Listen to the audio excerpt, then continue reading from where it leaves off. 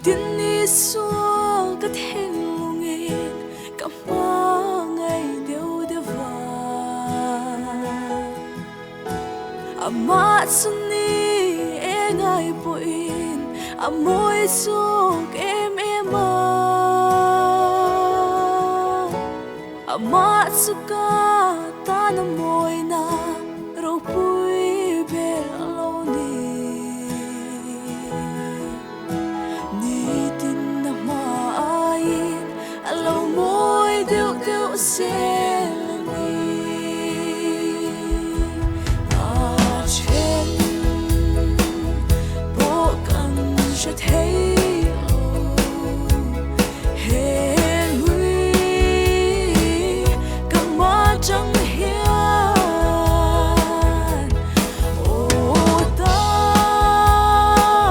suana maayin amoy suazel turni Latagkakamuin araw po'y nain min ena Lilipar mo'y levarpar arsi ay engani Kadu na te ati katin ati lom dewa Nitin amaayin alaw mo'y dew selani Achen bokan siya halo Helui kamajang hiyan Ota suana maayin amoy suazel turni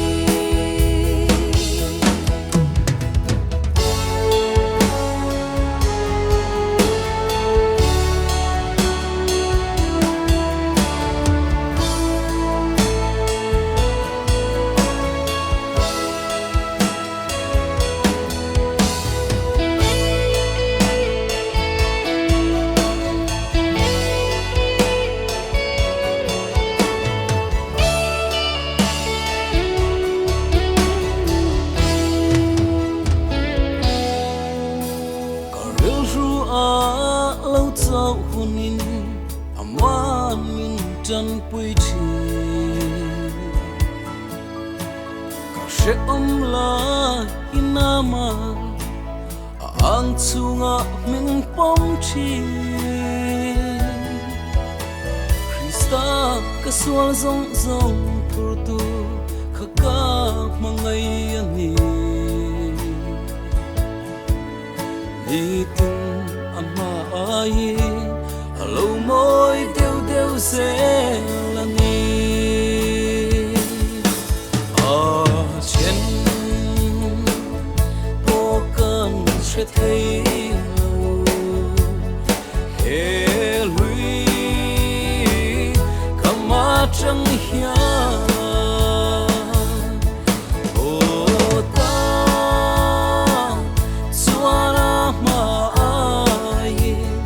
amoy suazel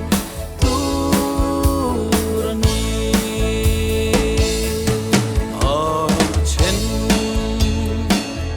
bokan siya